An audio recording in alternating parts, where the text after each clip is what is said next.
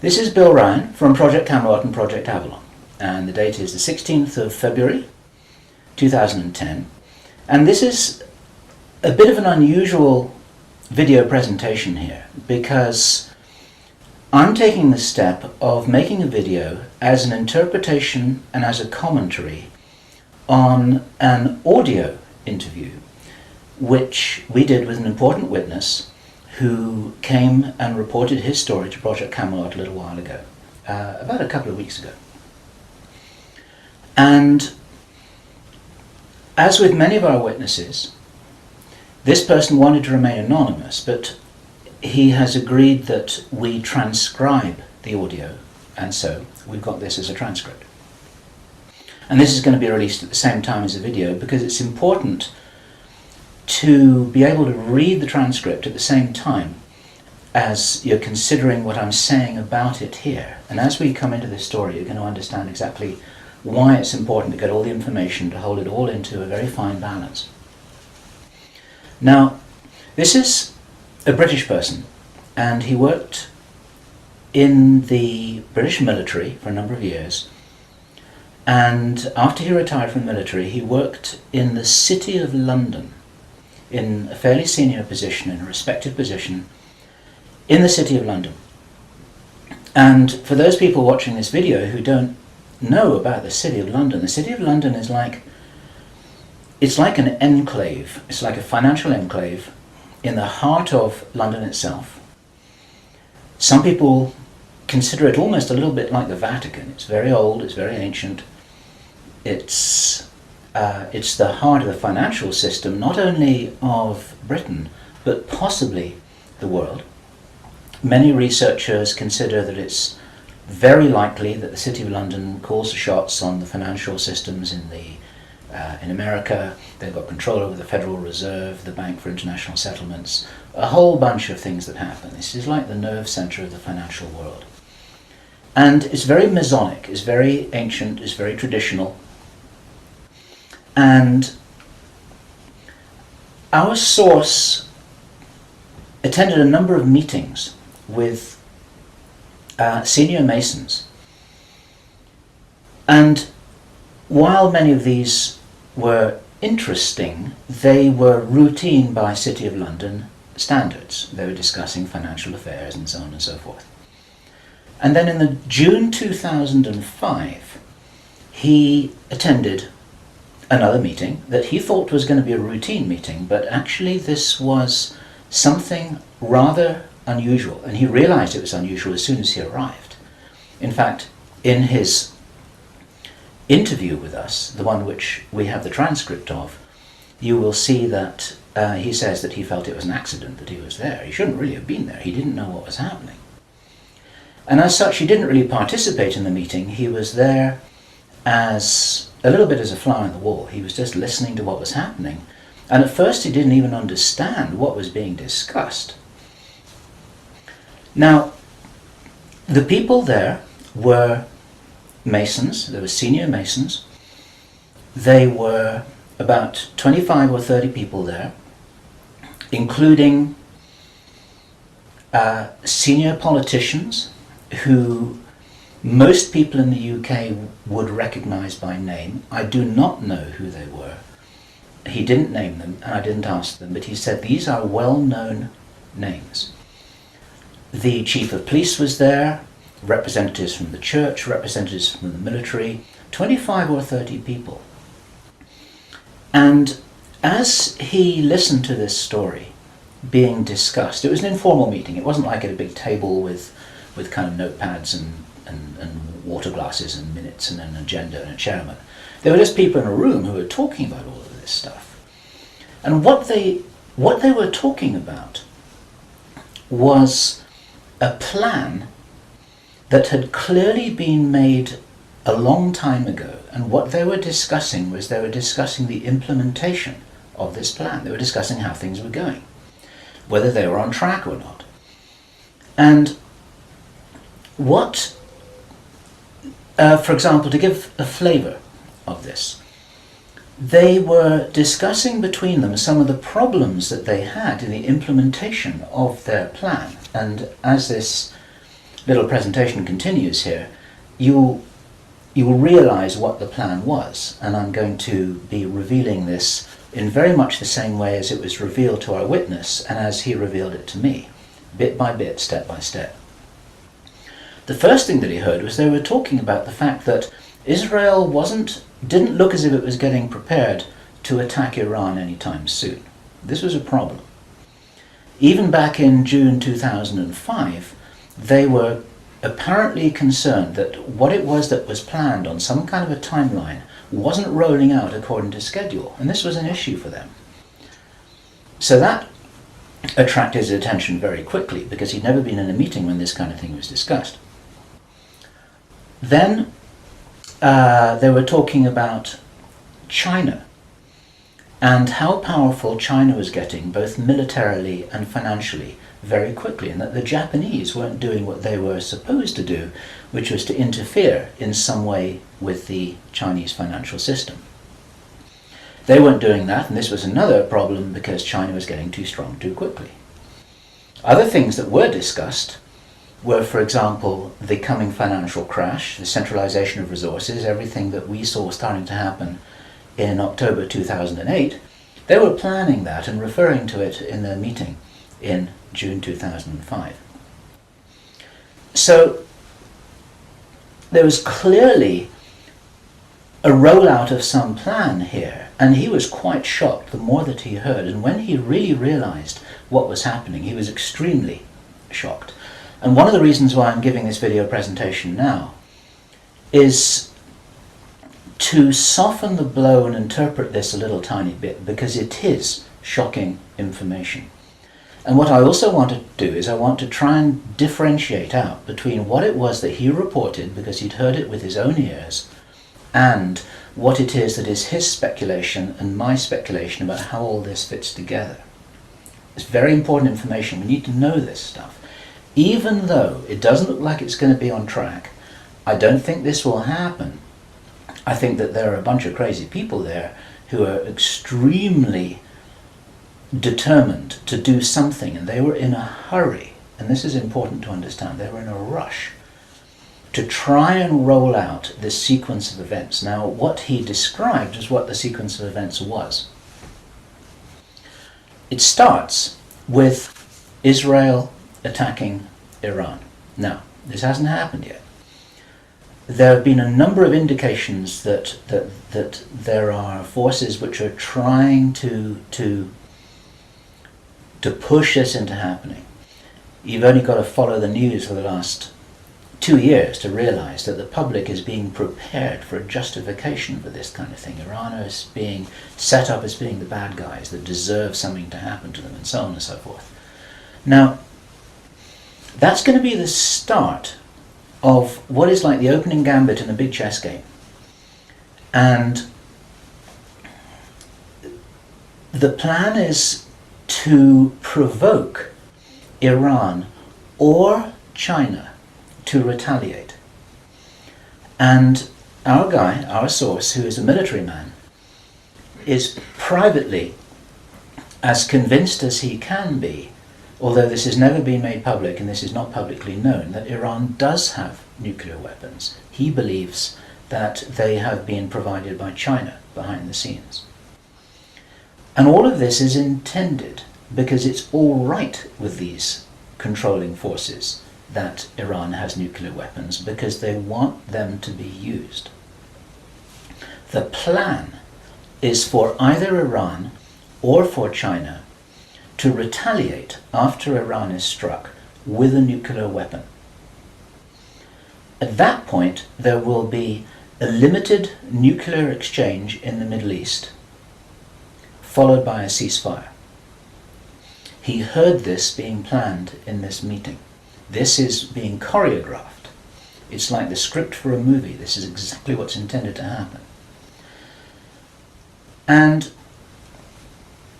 during this time, the other thing that's being set up for this, and many people watching this will be aware that this is being set up in the background. We've had a lot of information about this from a number of good researchers from many countries who are reporting this on the internet, that things are being set up in many of the Western countries for there to be heavy controls over populations, martial law, increased powers on security forces who are not just the army or the police, but in Britain, for example, our source said that he absolutely knew personally for a fact, that a very large number of private security people, their powers were being increased to give them the ability to arrest people, the ability to detain, the ability to handle riots in streets. And here we're talking about just regular people working in private security, people who give the parking tickets on the streets. Their powers are being increased in the same way. And last year we heard President Obama talking about how he wanted to have a sort of national guard at home in America ready to handle this kind of thing. There are a lot of indicators that this is being set up. And in this rollout of this crazy scenario where it is intended that there will be a limited nuclear exchange in the Middle East, the idea is that as the world looks upon this with horror, then they will demand from their governments that there are heavy controls over travel, over communication, over people who meet, over people who protest in the streets. They want to make sure that they don't have crazy bombers on aeroplanes, crazy bombers in the shopping malls. They want to make sure, and because people will be driven into fear by this, they'll request and demand and insist on heavy controls from their governments, which will be justified. And this is where you're going to kind of get the martial law situation in all the Western countries. It's intended as a justification. All of this is just the start of something, because this story gets much bigger, and it's pretty horrifying. And if watching this now you're feeling a little bit shocked, this is how I was feeling when I heard this information, and this is how our source was feeling when he was hearing this information in this meeting, because this is just the beginning. Now, during the time of this ceasefire, everyone's shocked, everyone's frightened, everyone's really terrified about where this is going to go. There are all kinds of heavy controls over populations everywhere. And then the next thing that happens in this chess game that's being played is that biological weapons are released on China. He heard this being discussed in this meeting. They will release a flu-like virus that will be genetically targeted against the Chinese population. It's racially targeted against the Chinese people. It's designed to spread like wildfire and to knock out a large number of the Chinese people. And these people in this meeting were laughing about this. They said, China will catch a cold. Those were their words. China will catch a cold. And they were laughing about the fact that these biological weapons will wreak havoc among the Chinese population.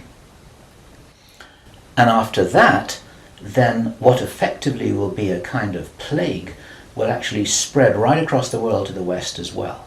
Our source was not clear whether this was a Chinese retaliation or whether the thing would just spread out of control in the way that it would be very understandable if it did, whether it's racially targeted or not. These things actually mutate.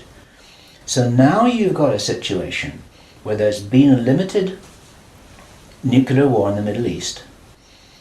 There's a pandemic that really is sweeping across the world and really is killing people very visibly.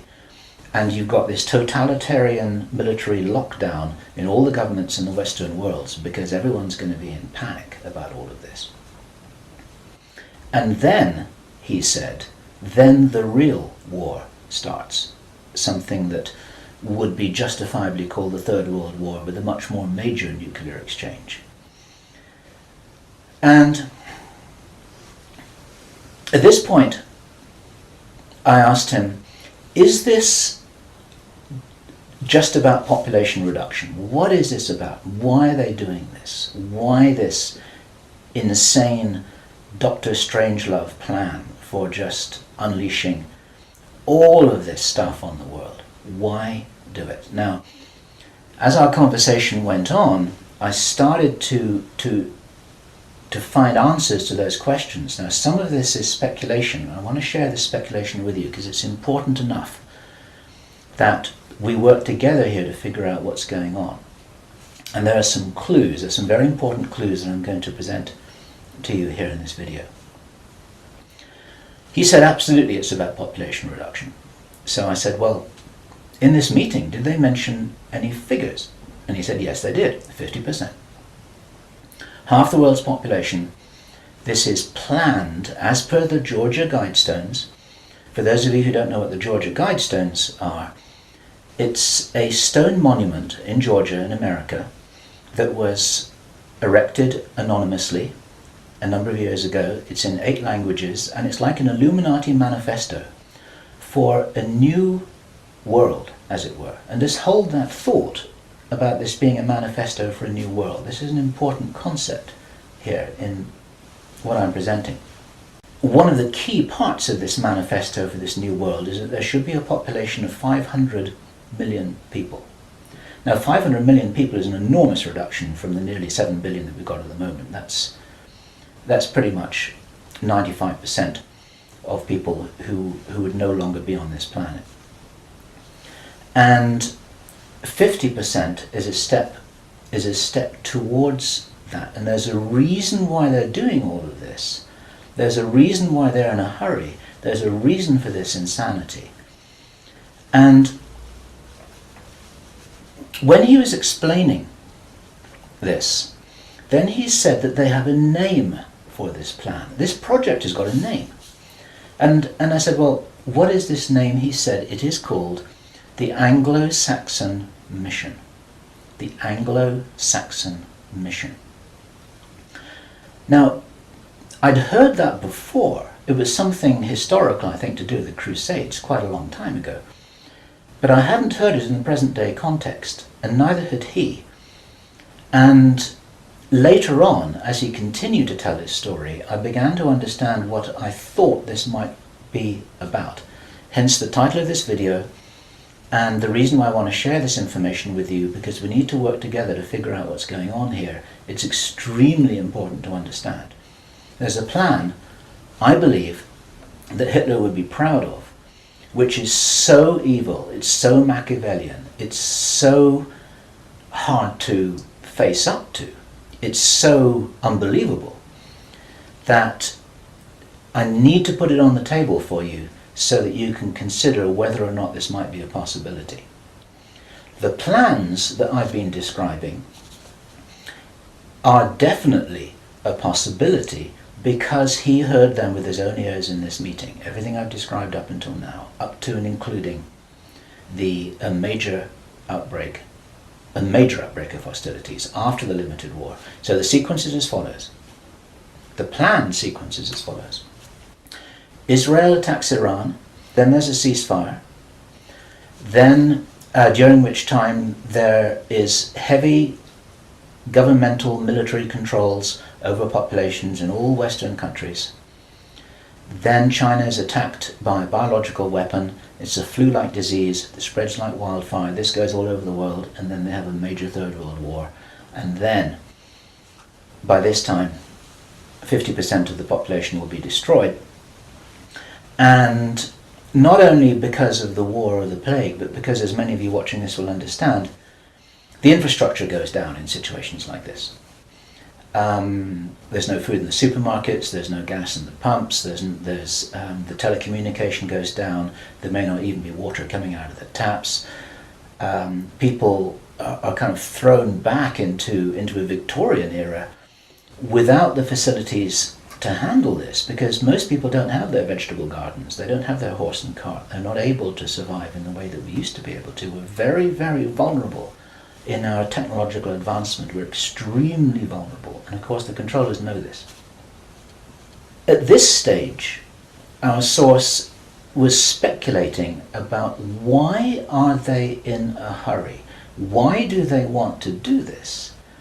And there's a sort of heavy irony here, which is like, I was saying, well, if you're going to plan the Third World War, then why not take your time over it and get it right and do a really good job? You can, this could be in 20 years' time or 30 years' time, it doesn't really matter. Why is there in such a rush? And our source said that he felt from inside information that he's continued to receive, that this is still timed for something around 18 months from now.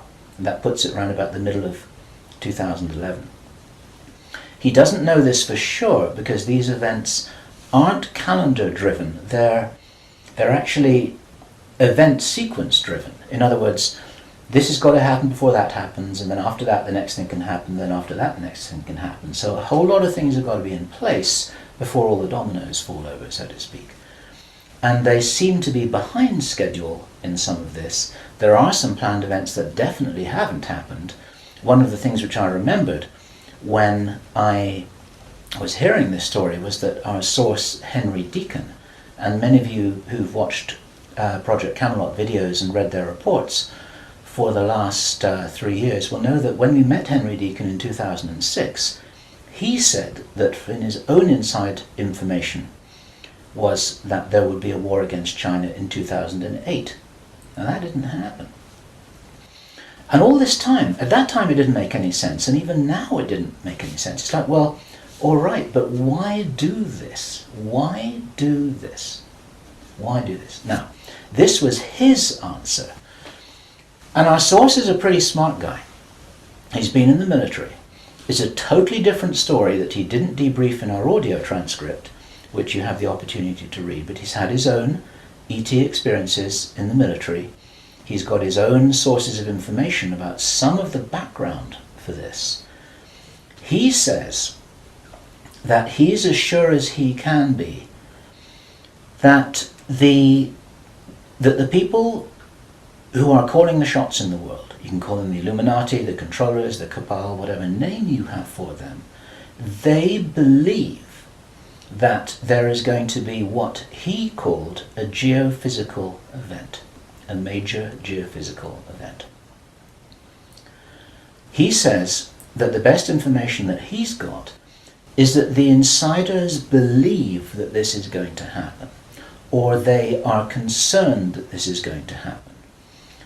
And many of you watching this will know that this isn't a completely crazy idea. There have been trillions of dollars that have been spent on deep underground bases for some reason which we don't know why it is. You'll know about the seed bank in Svalbard. This is in the public domain, where all the seeds of all the plants and all the crops in the world have been buried deep inside a granite vault in northern Norway. There are many precautions being taken as if something might happen that could really threaten some of these valuable resources, including the seed banks of the world.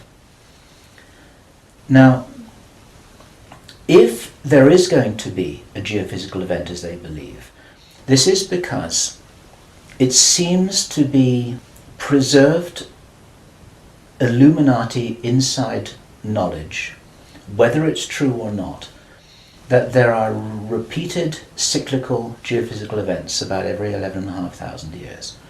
Information about what really happened to Atlantis was very probably in the Great Library of Alexandria that burnt down a couple of thousand years ago. There are persistent rumors that much of that information has been retrieved and it's in the Vatican Library. This is information which is not in the public domain and which the insiders may have access to. Whether it's accurate or not, the important thing is to realize that they probably believe that this will happen and they're making their precautions.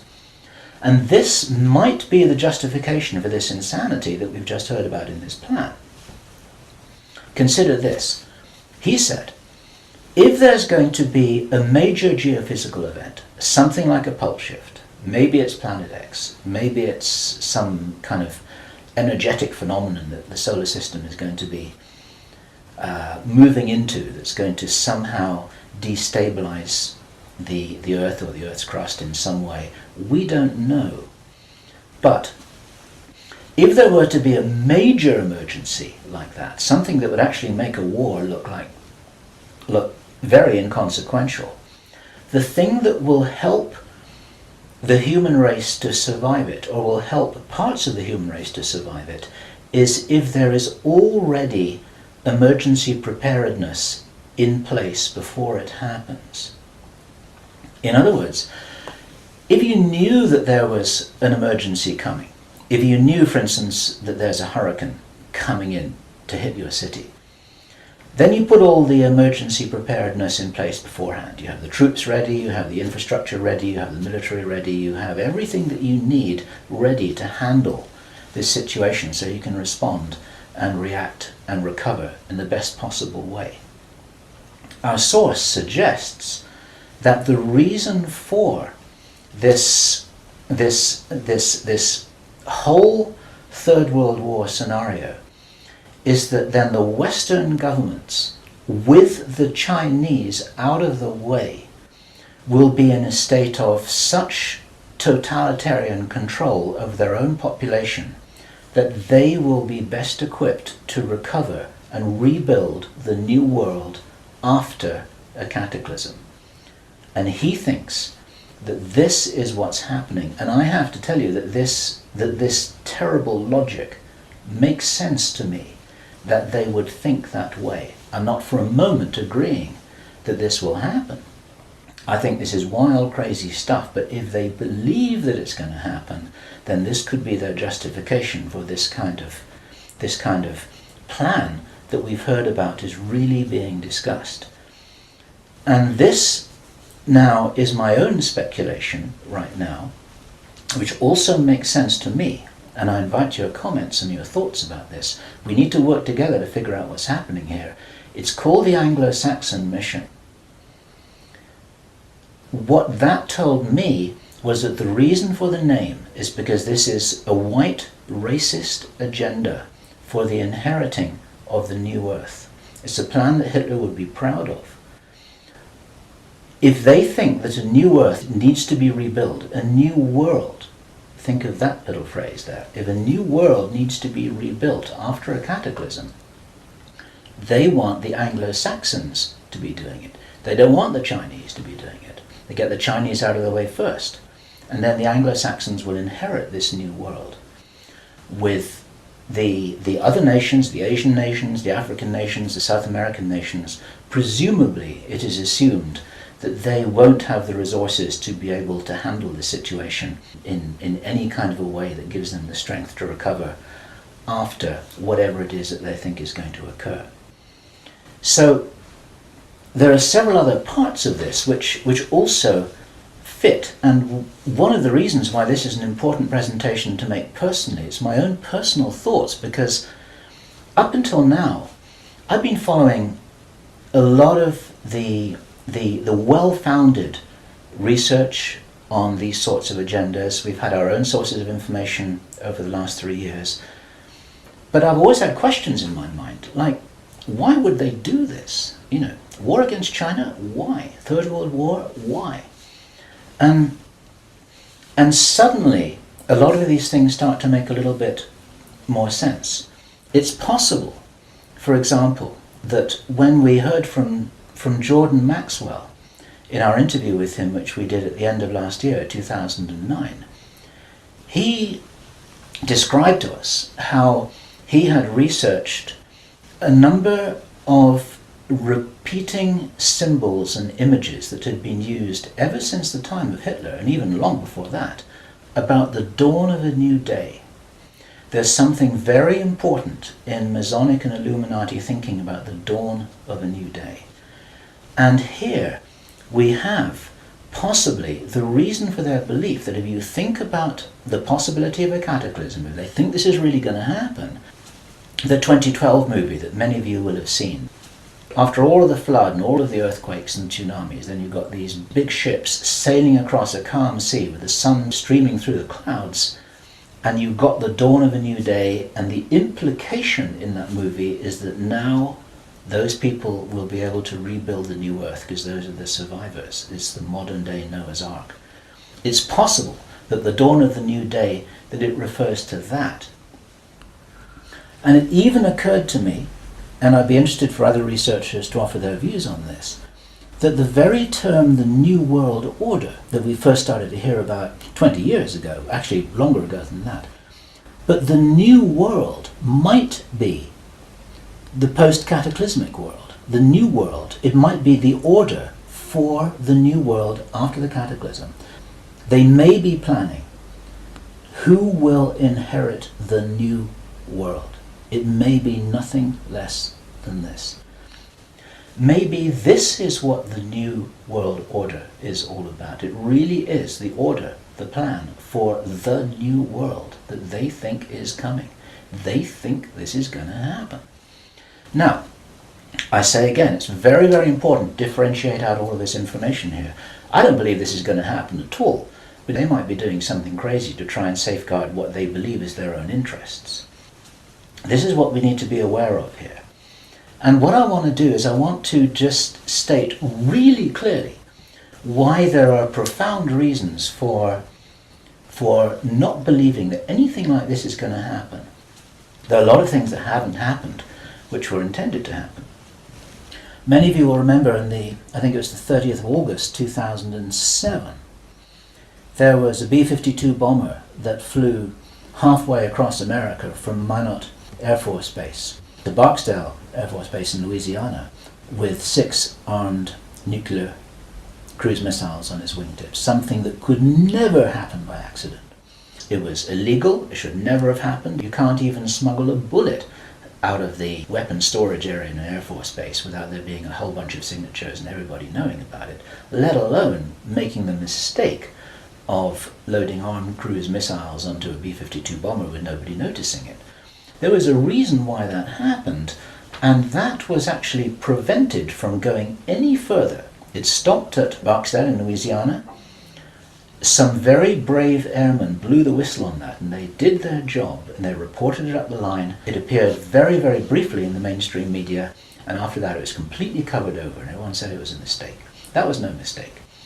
There was a reason why they did that, and what many of you don't know is that at that same time, at the end of August, a group of anonymous investors bet $2 billion that the stock market would fall by 50% before the 21st of September 2007.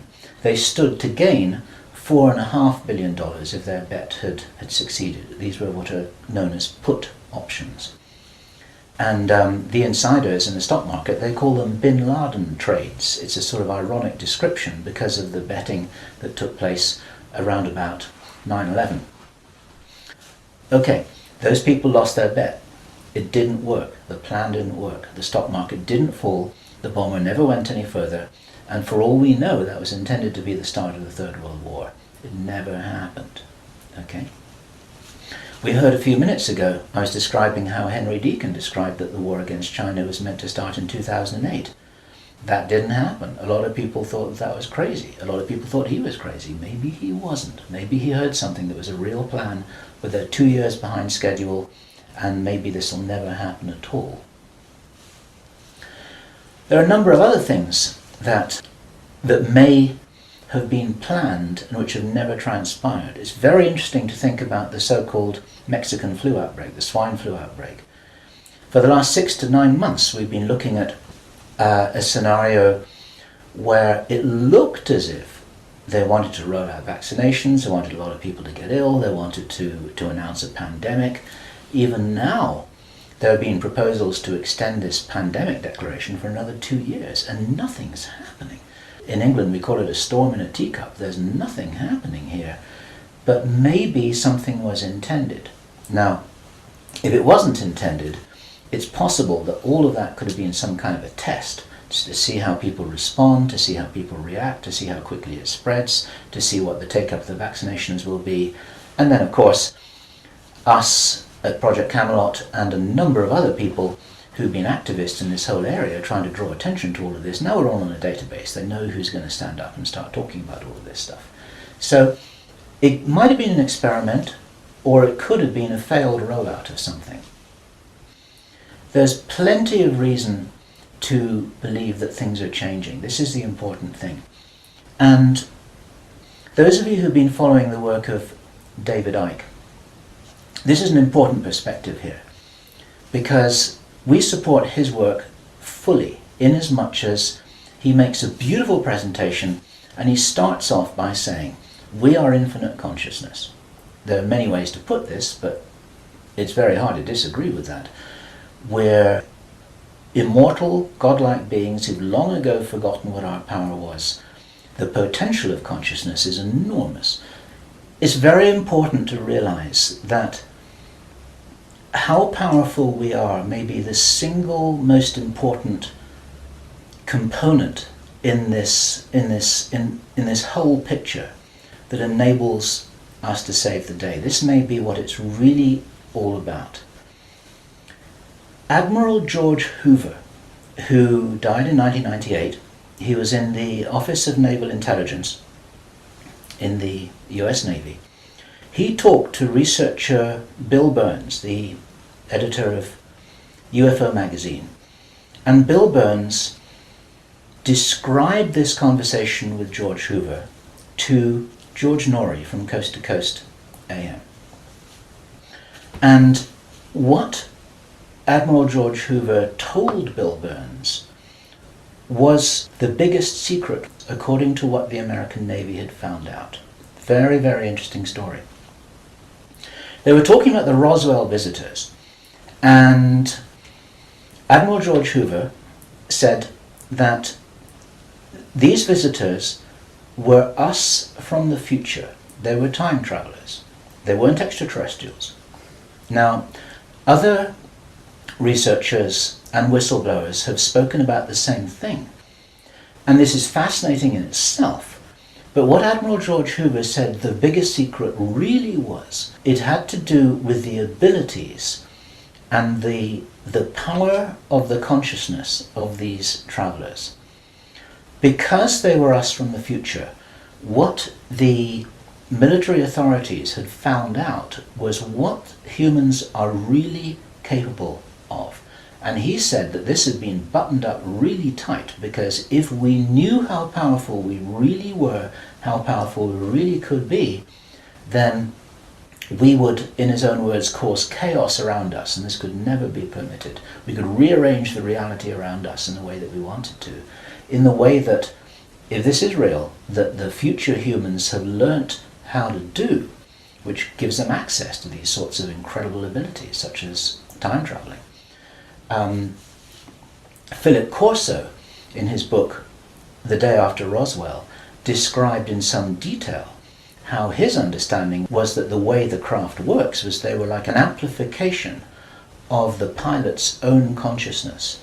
It was their consciousness, it was their ability to travel and bilocate that was amplified by the craft, and that actually all of these abilities are basically abilities connected with the consciousness of the beings themselves. And if they are us, this is the message for all of us here. We're being deliberately dumbed down.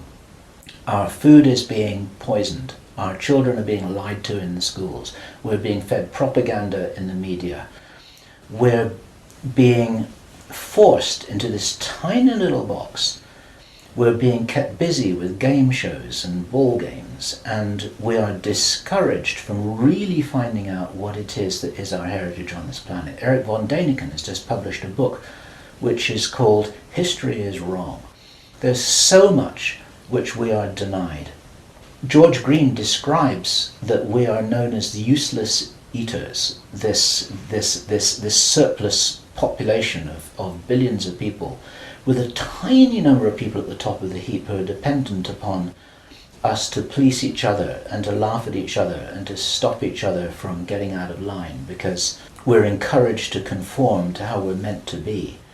And so there's this straitjacket that there's the opportunity for us to break out of, and it's this straitjacket which has been deliberately put in place by these very people who've been creating this plan.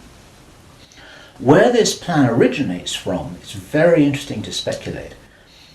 Our source told us that this has been in place for a long time. He'd first heard about the Anglo-Saxon mission as long ago as 1976.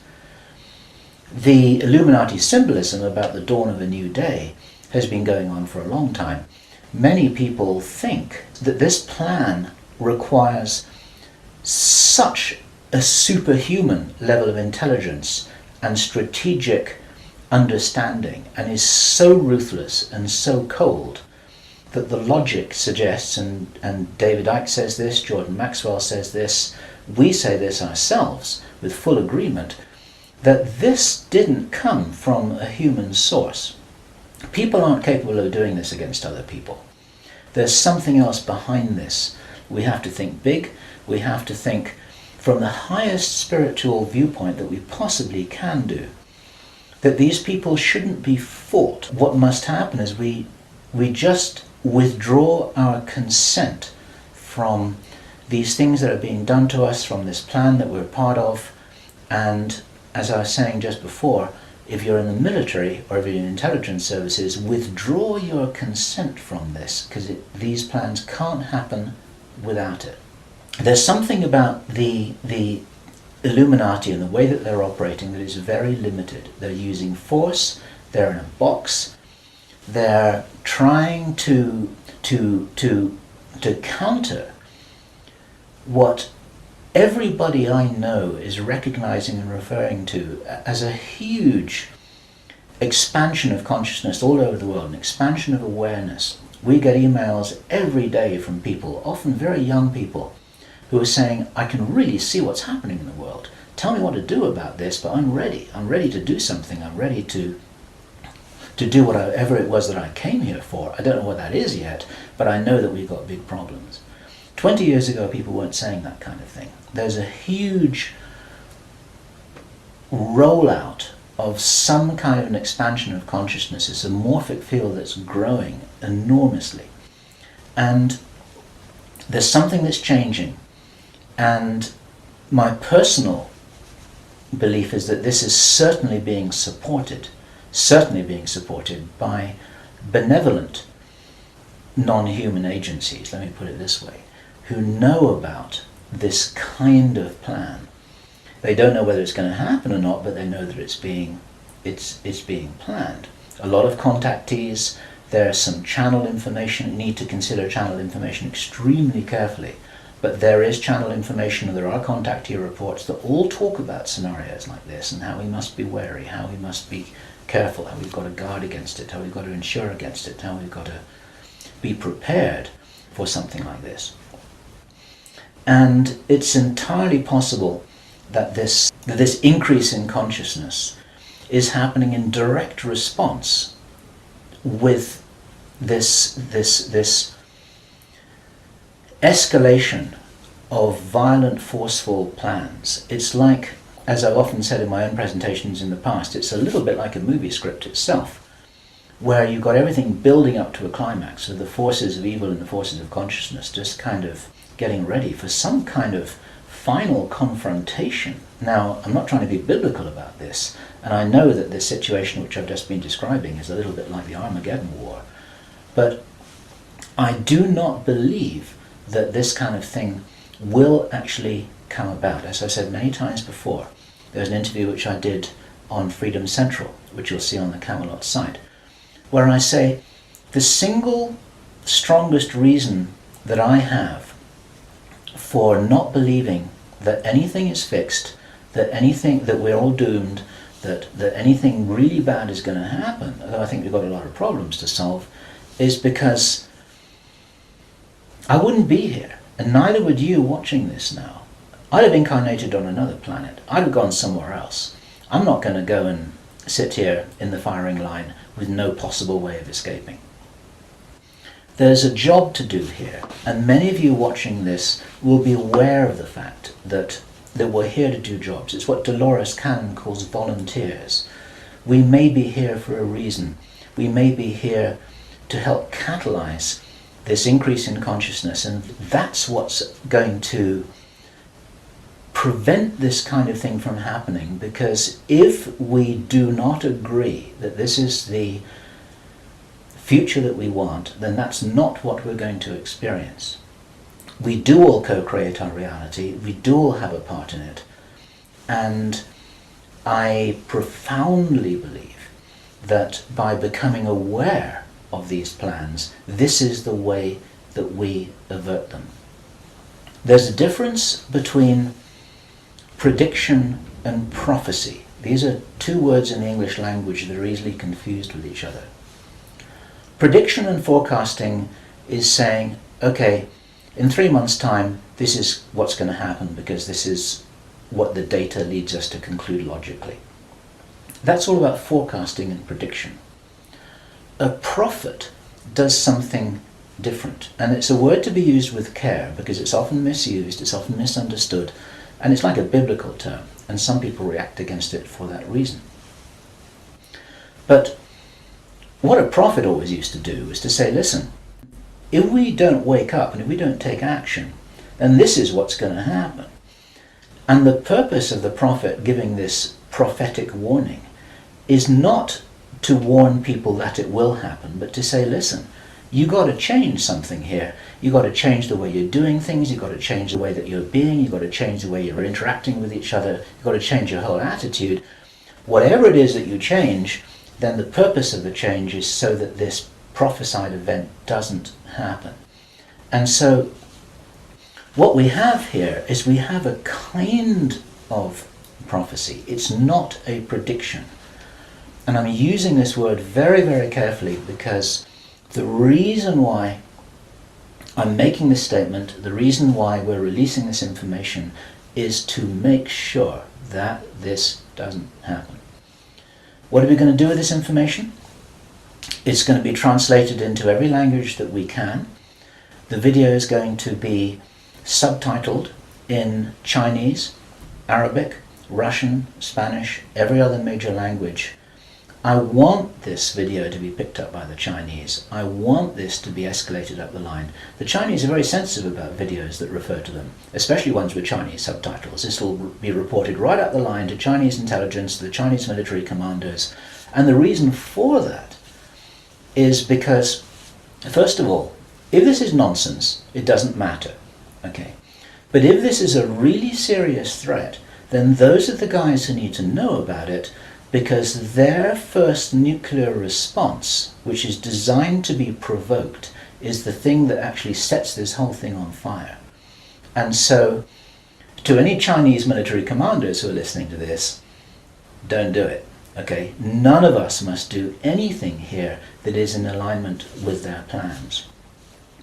There's a wonderful scene in the Avatar movie that I loved so much, which was when the woman helicopter pilot who was ordered to fire her weapons at the big tree. She's just about to fire, and then she says, I didn't sign up for this. And then she turns around and she goes home. She's not going to be part of this. There are many people in the military who never signed up for anything like this. There are many people in the intelligence services. They never signed up for anything like this. They signed up when they were young, thinking that they were doing the best thing for their country, thinking that they're doing the best thing for mankind. They're not all evil at all. And so as a direct message to those of you in the military and the intelligence services who may be watching this or may have had this brought to their attention, you don't have to do this stuff just because you're told.